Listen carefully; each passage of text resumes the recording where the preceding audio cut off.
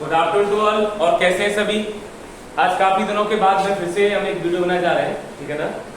I hope के सभी बढ़िया होंगे। ये काफी लंबा गैप रहा है, थोड़ा सा बीच में थोड़ा सा दिक्कतें हुई थी, इसकी वजह से हम नहीं आ पाए, ठीक है बेटा। बाकी जितनी वीडियो आप लोगों ने देखी हैं समझ में भी आई है, आप लोगों ने कमेंट भी बहुत अच्छे अच्छे किए हैं उसमें। चलिए, तो आज हमारा टॉपिक है नेशनल इनकम। ये क्या होता है? हम किसी नेशन के लिए, किसी राष्ट्र के लिए कुछ चीजों के बारे में बात कर रहे हैं, तो यहाँ पर कैसे कैलकुलेट करेंगे हम इसको? नेशनल इनकम होता क्या है, इसको हम कैसे कैलकुलेट करेंगे? तो देखो ध्यान से, अगर हम राष्ट्रीय आय की बात कर रहे हैं, नेशनल इनकम की बात कर रहे हैं, तो ये होता क्या है? तो आप एक वर्ड में ऐसे लिख सकते हो, it is the part of macro economy. It is the part of macro economy. Macro economy क्या मतलब, आप हिंदी बोल सकते हो, यह बृहद अर्थव्यवस्था, बृहद अर्थव्यवस्था का एक भाग है। मैक्रो इकोनॉमी होती क्या है? बृहद अर्थव्यवस्था क्या होती है? बृहद अर्थव्यवस्था क्या होती है? देखो ध्यान से, मैंने आपको स्टार्टिंग की जो वीडियो बताई थी, स्टार्टिंग में इसका जो इकोनॉमी का जो इंट्रोडक्शन मैंने बताया था, उसमें मैंने आपको बताया था इकोनॉमी दो टाइप से हम जो है पढ़ते हैं। इसकी दो ब्रांचें हैं, एक तो है माइक्रो इकोनॉमी, इसको बोलते हैं हम सूक्ष्म अर्थव्यवस्था, सूक्ष्म अर्थव्यवस्था। और दूसरा है हमारा मैक्रो इकोनॉमी, इसको आप नाम देंगे बृहद अर्थव्यवस्था। ओके बेटा, माइक्रो इकोनॉमी सूक्ष्म अर्थव्यवस्था और मैक्रो इकोनॉमी बृहद अर्थव्यवस्था। फादर कौन है इकोनॉमी के, इसको भी बताए थे। फादर है इसके एडम स्मिथ। इन्होंने एक बुक लिखी है बच्चा, उस बुक का नाम है द वेल्थ ऑफ नेशन। ये इनकी बुक है। माइक्रो इकोनॉमी के फादर कौन है? तो इसके फादर है J.M. कीन्स, ठीक है ना। माइक्रो इकोनॉमी फादर कौन है? सूक्ष्म अर्थव्यवस्था के फादर कौन है? J.M. कीन्स। इसमें क्या आता है? इंडिविजुअल कोई भी कंपनी या ऑर्गेनाइजेशन, इनके बारे में बात कर रहे हैं। जैसे फॉर एग्जांपल हम महिंद्रा की बात कर रहे हैं, तो महिंद्रा क्या है? महिंद्रा एक कंपनी है, एक इंडिविजुअल कंपनी, तो माइक्रो इकोनॉमी का पार्ट है। और मैक्रो इकोनॉमी का मतलब क्या है? इसमें बात करेंगे हम नेशन वाइड बात करेंगे, नेशन वाइड, किसी राज्य से संबंधित। ओके, जैसे हमने बात करी नेशनल इनकम की, हम बात कर रहे हैं बजट की, इसकी हम बात करेंगे। ओके बेटा, तो यहां पर ये पार्ट होता है आपका बृहद अर्थव्यवस्था का, और ये पार्ट होता है आपका किसका? ये पार्ट होता है आपका जो है मैक्रो इकोनॉमी यानी बृहद अर्थव्यवस्था, और एक सूक्ष्म अर्थव्यवस्था का पार्ट है। ओके बच्चा, चलिए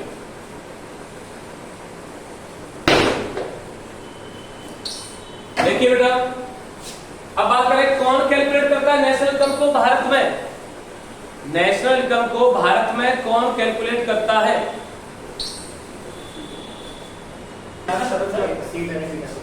अरे दो है। चलो देखो बच्चा, कैलकुलेट कौन करता है नेशनल इनकम को? तो कैलकुलेटेड बाई किसके द्वारा कैलकुलेट किया जाता है? तो लिखेंगे CSO।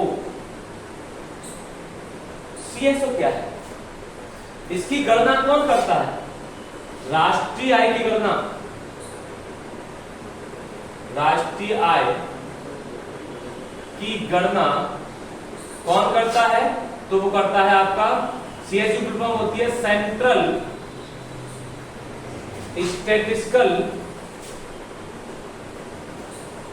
Organisation, central statistical organisation यानी केंद्रीय सांख्यिकीय संगठन, ये होता है बच्चों केंद्रीय सांख्यिकीय संगठन यानी सेंट्रल स्टैटिस्टिकल ऑर्गेनाइजेशन। इसकी गणना ये करता है। चलो हम बात करते हैं ये जो ऑर्गेनाइजेशन है ये कब एस्टैब्लिश हुई थी।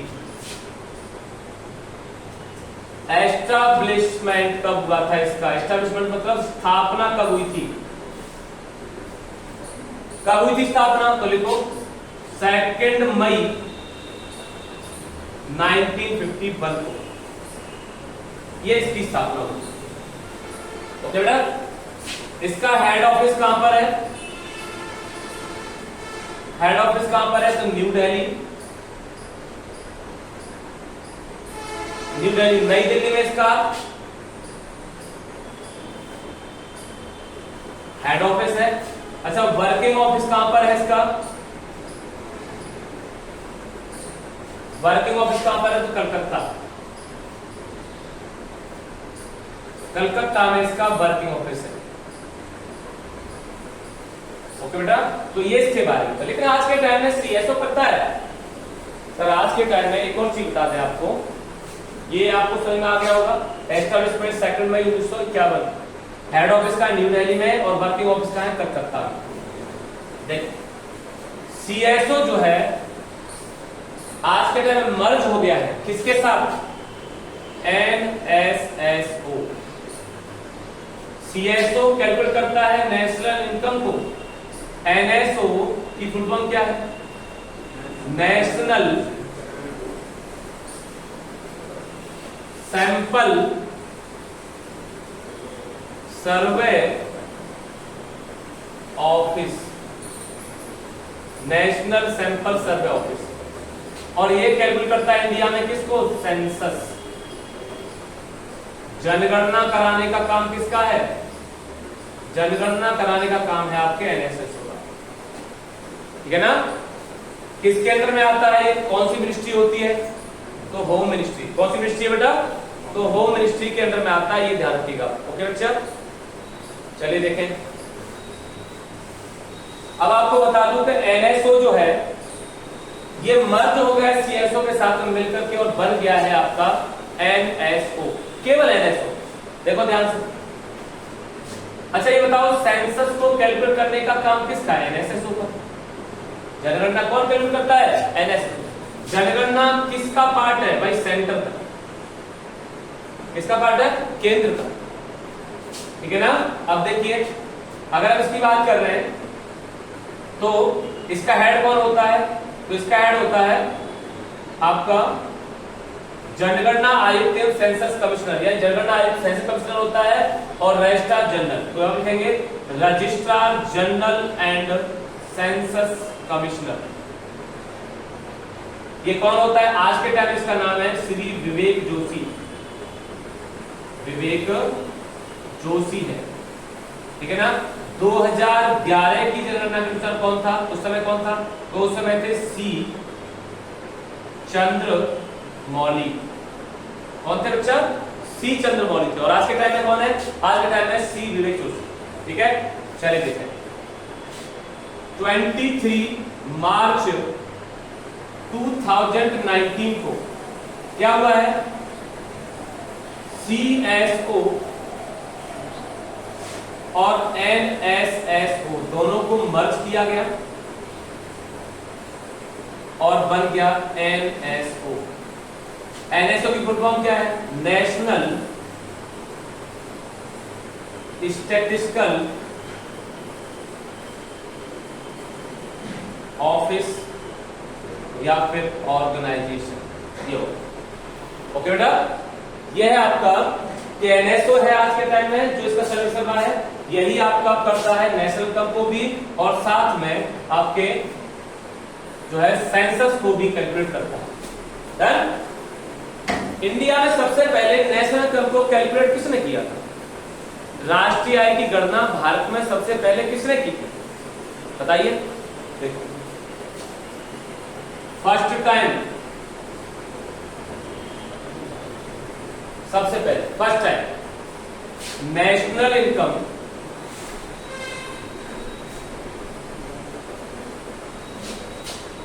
कैलकुलेटेड बाय दादा भाई नौरोजी।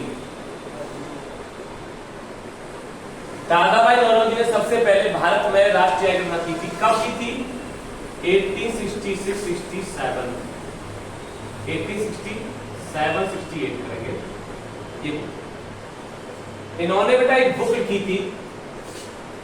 कौन सी बुक है? इनकी बुक का नाम क्या है? दादा भाई नौरोजी की बुक का नाम क्या है? सुनो ध्यान से। इस बुक का नाम है poverty and un-British rule of India. Poverty and un-British rule of India. इसी में इन्होंने दिया था एक theory, drain theory of money. कौन सी थ्योरी है? ड्रेन थ्योरी ऑफ मनी, धन निकासी का सिद्धांत। धन निकासी का सिद्धांत। जब इन्होंने राष्ट्रीय आय को गठित किया था उस समय पर कैपिटा इनकम क्या निकल के आई थी? पर कैपिटा इनकम, प्रति व्यक्ति आय, प्रति व्यक्ति आय कितनी आई थी पता है आपको? 20 रुपए मात्र, वो भी एनुअल, वार्षिक। एक वर्ष की इनकम केवल 20 रुपए थी उस समय। कब की बात कर रहा हूं? 1867 की बात कर रहा हूं। ठीक है, चलिए। तो ये तो थोड़ा सा ओवरव्यू था, आपको बता दिया किस तरीके से।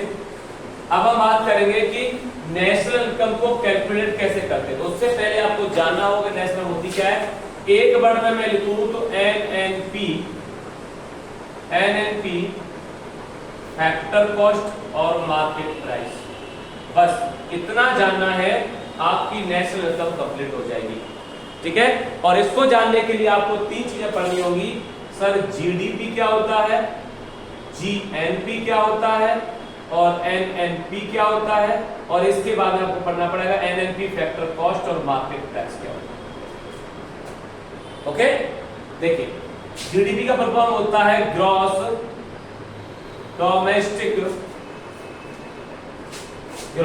Domestic product. हिंदी में इसको बोलेंगे सकल घरेलू उत्पाद। जीएनपी का फुल फॉर्म होता है ग्रॉस नेशनल प्रोडक्ट। इसको बोलेंगे सकल राष्ट्रीय उत्पाद।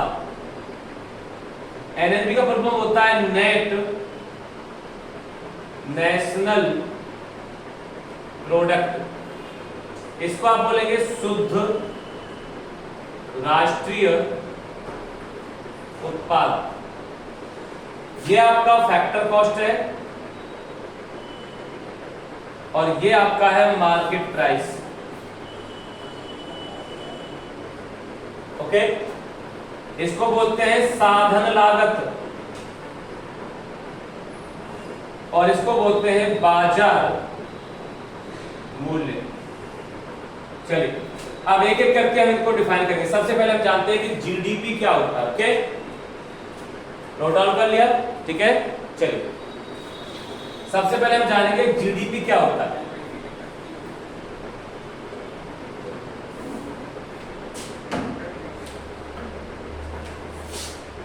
GDP gross domestic product, Hindi में इसको बोलेंगे सकल घरेलू उत्पाद। चलो देखो, सकल घरेलू उत्पाद क्या होता है, जीडीपी क्या होता है। अगर हम इसके डेफिनेशन की बात करें, तो डेफिनेशन क्या होगी इसकी, मैं लिख दे रहा हूं यहां पर। डेफिनेशन होती है GDP is the money value of all final goods and services produced by the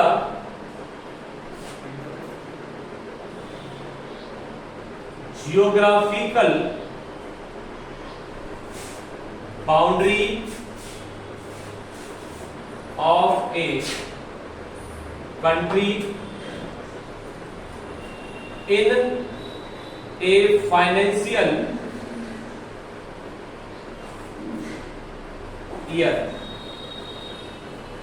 GDP is the money value of all final goods and services produced by the geographical boundary of a country.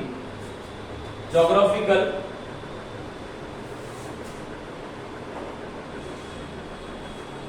In a financial year, एक वित्तीय वर्ष में। हिंदी में आप लिखोगे तो कैसे लिखोगे? हिंदी में मैं लिख दे रहा हूं, एक वित्तीय वर्ष में, एक वित्तीय वर्ष में किसी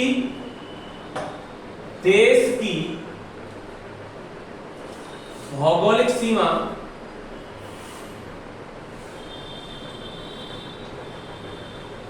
के अंदर उत्पादित होने वाली वस्तु एवं सेवाओं का, उत्पादित होने वाली वस्तु सेवाओं का मौद्रिक मूल्य, ये होता है आपका जीडीपी। क्लियर हुआ? ये होता है आपका जीडीपी। अब इसको डिफाइन कैसे करेंगे, समझेंगे कैसे? ये तो एक डेफिनेशन होगी, बुक में मिल जाएगी आपको। समझेंगे कैसे? चलो मैं इसको हटा देता हूं, अब समझ लो इसको। मैं बात कर रहा हूं इंडिया की। यह है आपका प्यारा भारत, ओके। इसमें इंडिया के अलावा बहुत सारी कंट्रियों की कंपनियां वर्क कर रही हैं। बहुत सारी कंट्रियों के जो है वर्कर्स हैं, इसमें एम्प्लॉइज हैं। यूएस की बात करें, जापान की बात करें, जर्मनी की बात करें, पाकिस्तान, ठीक है ना। इसके अलावा रसिया हुआ, ऑस्ट्रेलिया हुआ, कनाडा हुआ, बहुत सारी कंपनी, ठीक है ना। लेकिन हम बात कर रहे हैं इसके अलावा, इस कंट्री के अलावा यहां पर एक वर्ड आपने देखा है, उसमें लिखा हुआ है ये ज्योग्राफिकल बाउंड्री। ज्योग्राफिकल बाउंड्री का मतलब क्या होता है? इसका मतलब होता है कि इंडिया का वाटर में भी तो इनकम होती है, वाटर से। यहां पर क्या है? इंडियन ओशियन है भाई। इंडियन ओशियन में इंडिया का कितना कंट्रीब्यूशन है, कितना इनकम होती है, या किस तरीके से इनकम होती है, तो देखो ध्यान से। हम कहते हैं कि 12 नॉटिकल माइल्स, 24 नॉटिकल माइल्स, या फिर 200 नॉटिकल माइल्स, ये क्या है क्या? देखो 12 नॉटिकल माइल, 24 और 200। नॉटिकल माइल्स क्या होता है वो समझो। एक नॉटिकल माइल्स में कितने किलोमीटर होते हैं बताएंगे? 1.8 किलोमीटर होते हैं। 1 माइल्स में कितने होते हैं? तो ये होते हैं 1.6 किलोमीटर। यानी आप इसको बोल सकते हो सर 1800 1.852 करेंगे किलोमीटर, यानी 1852 मीटर होते हैं एक नॉटिकल माइल्स में। ये समुद्री दूरी होती है, ठीक है ना। इसमें मेजर करते हैं 12 नॉटिकल माइल्स तक इंडिया के कुछ अदर टैक्सेस होते हैं। 24 नॉटिकल माइल्स तक जो अदर कंट्रियों के शिप्स होते हैं उनसे टैक्स वसूल करते हैं। 200 नॉटिकल माइल्स तक यहां पर ये एक्सपेरिमेंट कर सकते हैं अपने मिसाइल्स वगैरह का। मिसाइल्स वगैरह क्या कर सकते हैं? जो यहाँ पर क्या कर सकते हैं बता, तो एक्सपेरिमेंट कर सकते हैं 200 नॉटिकल माइल्स तक, ये ध्यान रखें। तो यहां से भी इनकम होती है। फिश प्रोडक्शन होता है, फिश प्रोडक्शन होता है, ठीक है ना। ये ध्यान रखिएगा, क्लियर है? चलिए देखो मैं ऊपर लिख रहा हूं, यहां तक ये नहीं आ रहा, अब आ रहा है इतना, ठीक है। तो इसका मतलब ये होता है कि 200 नॉटिकल माइल्स तक ये क्या कर सकते हैं, तो मिसाइल वगैरह क्या कर सकते हैं, एक्सपेरिमेंट कर सकते हैं, मतलब परीक्षण कर सकते हैं। ठीक है, ये ध्यान रखिएगा। तो यहां पर हमने देखा एक देश की सीमा के अंदर जो भी प्रोडक्शन होता है, चाहे तो वो गुड्स का हो, चाहे वो सर्विसेज का हो, चाहे वो गुड्स का हो सर्विसेज का हो, उस टोटल जो उसका जो मनी वैल्यू होगा, इसका जो मनी वैल्यू होगा, मनी वैल्यू वही होता है जीडीपी। भाई इंडिया की कंपनी है, चलो मैंने माना इंडिया की जो है रिलायंस है, टाटा है, ये इंडिया में काम कर रही है, तो उसका प्रोडक्शन हो रहा है, वो भी गुड्स और सर्विस का प्रोडक्शन कर रही है। और हम बात कर रहे हैं अदर कंट्रियों के कंपनियों की, तो वो भी प्रोडक्शन कर रही है, लेकिन कंट्री कौन सी है, इंडिया, इंडिया के अंदर हो रहा है। तो टोटल क्या है, टोटल मनी वैल्यू सबकी वो होता है जीडीपी। क्लियर हुआ, समझ में आ गया। चलिए अब इसमें मैं आपको बताता हूं कि जीडीपी के बेस पर आज के टाइम में किस तरीके से हम इंडिया की रैंकिंग को डिसाइड कराते हैं। जीडीपी दो तरीके से कैलकुलेट किया जाता है, एक है नॉमिनल जीडीपी, इसको बोलते हैं नाम मात्र की, और दूसरा होता है हमारा पीपीपी जीडीपी। पीपीपी मतलब क्या है, परचेजिंग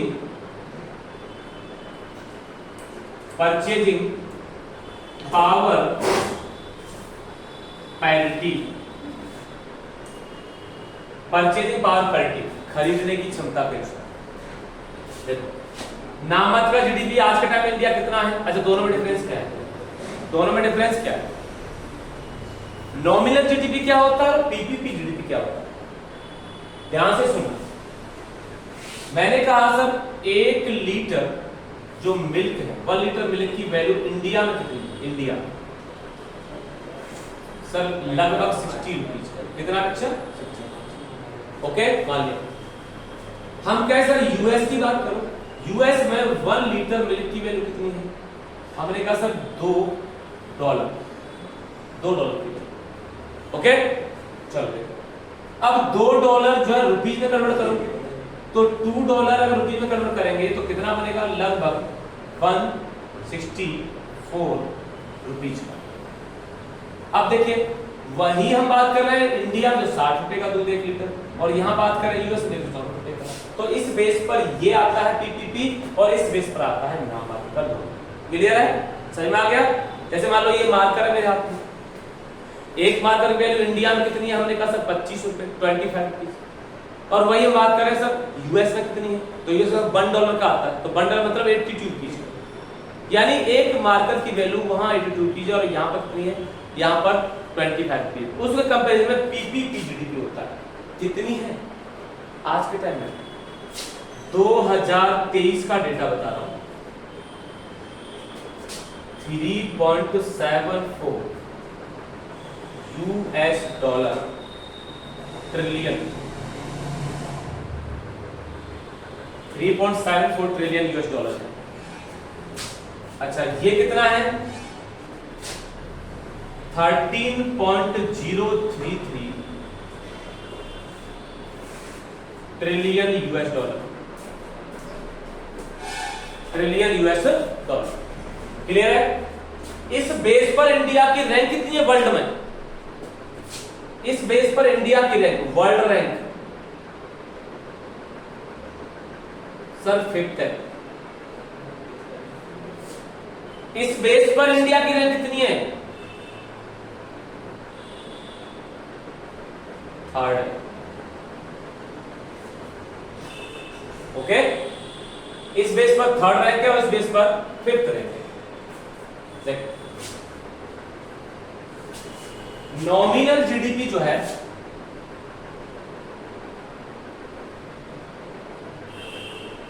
रैंक क्या है, जैसे पहले नंबर पर यूएसए है, दूसरे नंबर पर चाइना है, तीसरे नंबर पर क्या है, जापान है, चौथे पर क्या है, जर्मनी है, इसके बाद में नाम आता है इंडिया का, इंडिया के बाद में ब्रिटेन आता है, ब्रिटेन के बाद में फ्रांस आता है। इस तरीके से इंडिया के क्या है 5th रैंक। यहां बात करें इसकी तो इसमें देखो पहले नंबर पे आता है यहां पर चाइना, और दूसरे नंबर पे यूएसए और तीसरे नंबर पे इंडिया, यानी इंडिया की रैंक थर्ड है। ठीक है, इस तरीके से होता है। तो ये जीडीपी के बेस पर। अच्छा, एक और चीज बताओ,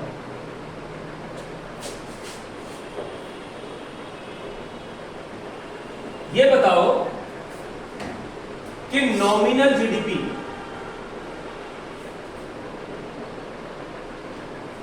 इस बेस पर इंडिया में पर कैपिटा इनकम कितनी है?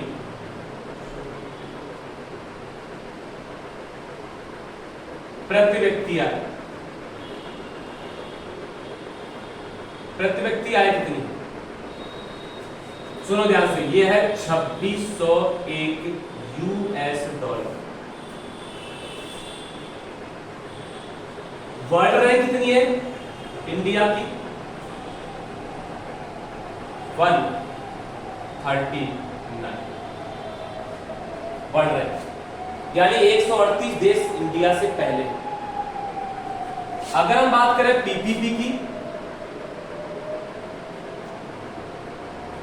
तो इस बेस पर कैपिटा इनकम कितनी है?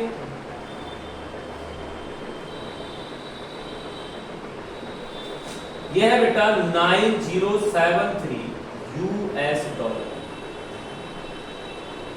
वर्ल्ड रैंक कितनी है इस बेस पर? यह है 127। यहां वर्ल्ड रैंक है 120, दोनों देखो, यहां कितनी है 139 और यहां कितनी है 127। ठीक है बेटा, तो ये चीजें हमने जीडीपी के बारे में जानी। ठीक है ना, समझ में आ गया होगा। अब हम बात करेंगे जीएनपी की। जीएनपी क्या होता है? Gross national product.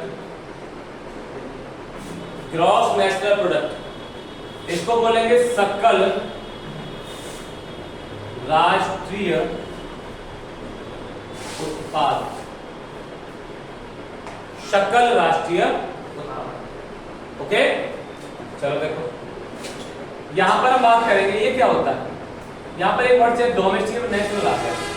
मैं पहले इसकी डेफिनेशन आपको बताता हूं। डेफिनेशन क्या है? डेफिनेशन क्या है इसकी? देखो, GNP is the money value of, GNP is the money value of all final goods and services produced by the citizen of a country in a financial year. ठीक है ना? GNP is the money value of all final goods and services produced by the citizen of a country in a financial year. यानी हिंदी में इसको क्या बोलेंगे? एक वित्तीय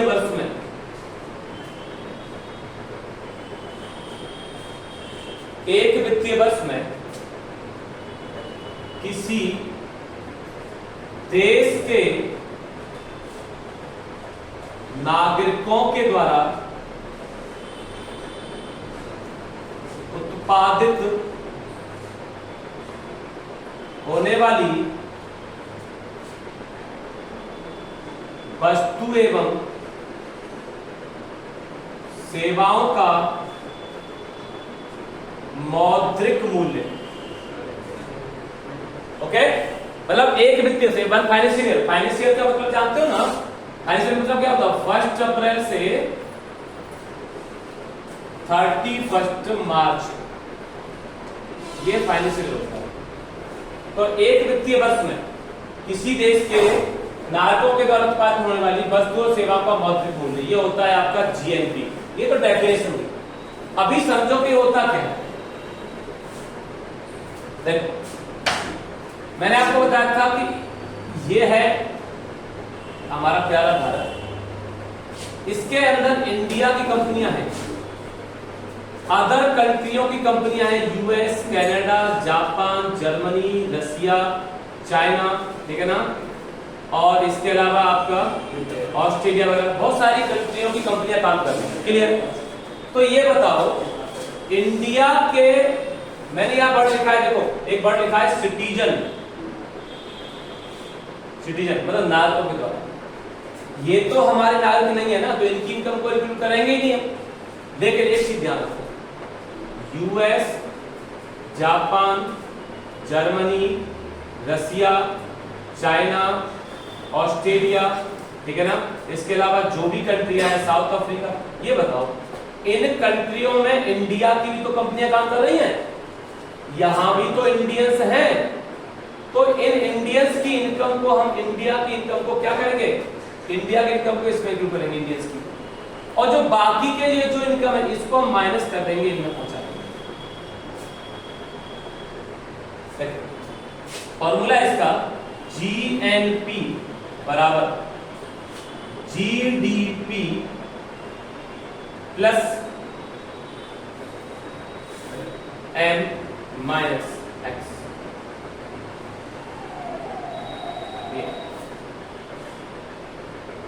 एम क्या है यहां पर, एम बराबर क्या है, सुनो, एम बराबर होता है फैक्टर इनकम फ्रॉम एब्रॉड, विदेशों से प्राप्त, विदेशों से प्राप्त शुद्ध आय, या विदेशों से प्राप्त आय को खा लिया। फैक्टर इनकम फ्रॉम एब्रॉड, विदेशों से प्राप्त आय,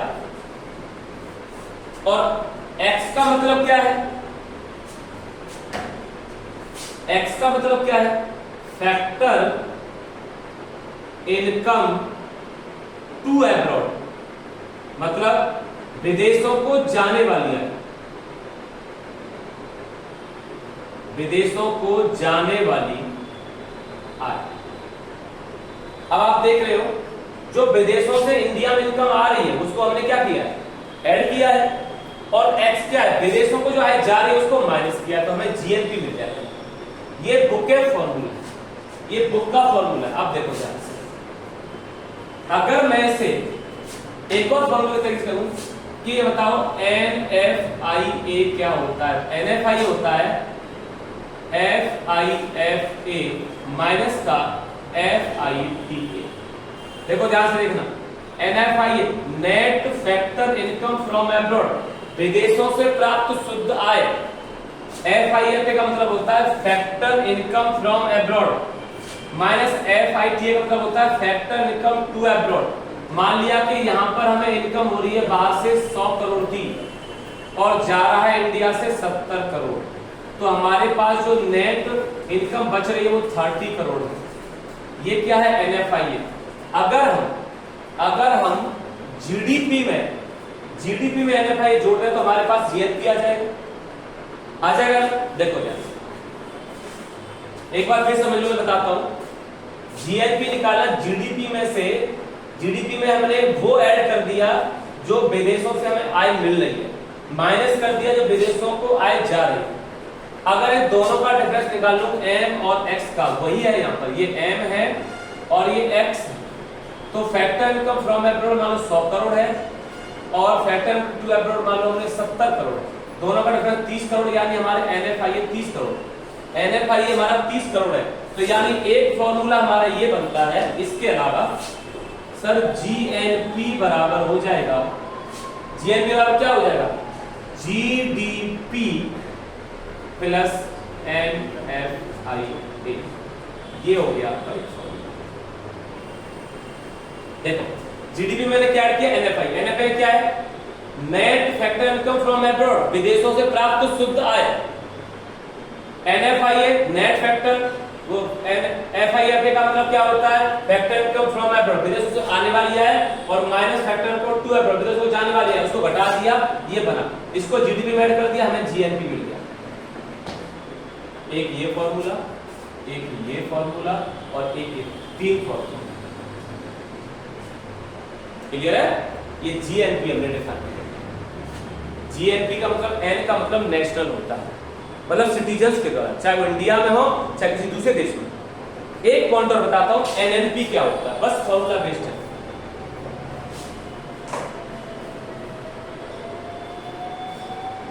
देखो अच्छा, एनएनपी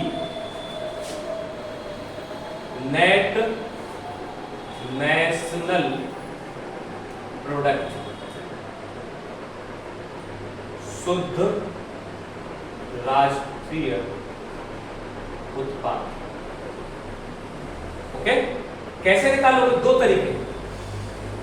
एनएनपी निकालना है तो हम जीडीपी से एनएनपी निकाल सकते हैं, और एनएनपी निकालना है तो हम जीएनपी से एनएनपी निकाल सकते हैं, दोनों तरीके।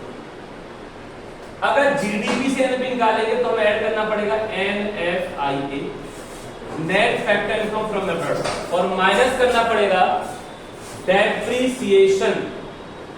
डेप्रिसिएशन का मतलब होता है कमी, या इसी को बोलते हैं ह्रास। अब तो सर ये क्या होता है, अब इसको समझ लो पहले, मैं यहां बता देता हूं ये क्या होता है। जैसे मान लो कमी जो होती है वो क्या होती है, जैसे मान लो किसी प्रोडक्ट का बेस ईयर क्या होता है, बेस ईयर ये होता है जब प्रोडक्ट लॉन्च होता है, प्रोडक्ट जब लॉन्च होता है, जब उसकी वैल्यू, मान लो मैंने कहा था कि यहाँ पर एक मोबाइल का बात कर लेते हैं, मोबाइल की कोई मोबाइल है जिसकी वैल्यू 2022 में कितनी थी, हमने कहा सर 10,000। अब 2023 में कितनी है, 2023 में कितनी है सर 8,000, वैल्यू कम हो गई। ये जो कमी हुई है यही होता है डेप्रिसिएशन। क्लियर हुआ? तो डेप्रिसिएशन को क्या करते हैं, माइनस कर देंगे यहां से, और ये दोनों को मिलाकर के बनता है जीएनपी, तो माइनस का डेप्रिसिएशन पर एक फॉर्मूला आपका ये बन गया और एक फॉर्मूला आपका ये बन गया, दोनों समझो। आप जीडीपी से निकालोगे तो एनएफआईए ऐड करना पड़ेगा, डेप्रिसिएशन माइनस करना पड़ेगा, ठीक है। और अगर आप जीएनपी से निकालो तो डेप्रिसिएशन माइनस करना पड़ेगा, जीएनपी फिर एनएफआईए पहले से ऐड है। समझ में आ गया? इस तरीके से था। चलो आज के लिए इतना ही, ठीक है। इसमें हमने 3 पॉइंट डिसाइड किए हैं, जीडीपी, जीएनपी और एनएफआईए। ओके बेटा, आई होप आपको समझ में आया होगा, ठीक है। अच्छे से इसको समझना, और आने वाले जो नेक्स्ट वीडियो होगी उसमें हम आगे का बताएंगे फैक्टर कॉस्ट क्या होता है और मार्केट प्राइस क्या होता है। ओके, चलिए, thank you, best of luck.